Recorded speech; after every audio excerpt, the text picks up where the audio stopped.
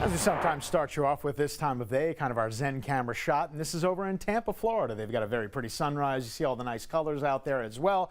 Beautiful. And back over here in beautiful Baton Rouge, we're holding steady in the mid-70s on our way to highs in the lower 90s later in the day. One more day of storms in the afternoon, and then the rain chances really do trend down lower, and it looks like they stay put for quite some time. We got a pair of cool fronts in our forecast. We'll talk about that and the timing. And then in the tropics, an active Atlantic. Yeah, we got a lot of business going on out there. More on that in a second. Dew points are going to go from high today to low on Sunday. We like to see that. So that knocks down the humidity, and that's going to definitely knock down these temperatures. So we're going to have a pair of fronts. The first one we get today, it stalls out. So the temperatures stay high, but the humidity starts to go down. Then we get the second front next week, and look at that. We're talking about peak heat indices, maybe in the upper 80s. That is a wholesale improvement right there. Almost feeling like we're switching seasons. I think we're all happy about that. Flickers of green on your screen on the radar. They're not hitting the ground. We got a couple of pop-up thunderstorms all around the Gulf. They're going to encroach on our area. And there you see up in the corner of your screen, Erin pulling out fast and furiously,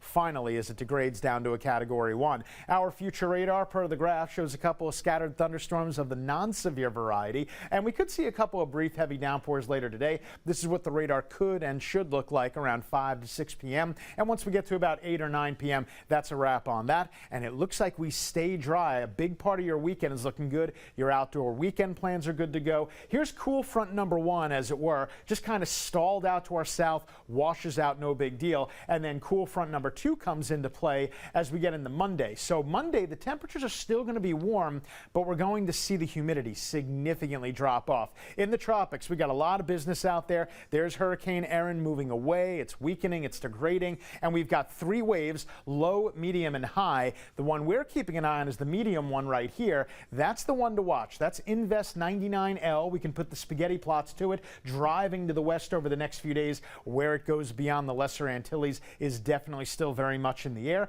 And of course, we are knocking on the door of the absolute peak of hurricane season, so we're keeping a watchful eye there. 74 to start, 92 to finish, with a 50% chance of storms in the afternoon. Johnny? Go to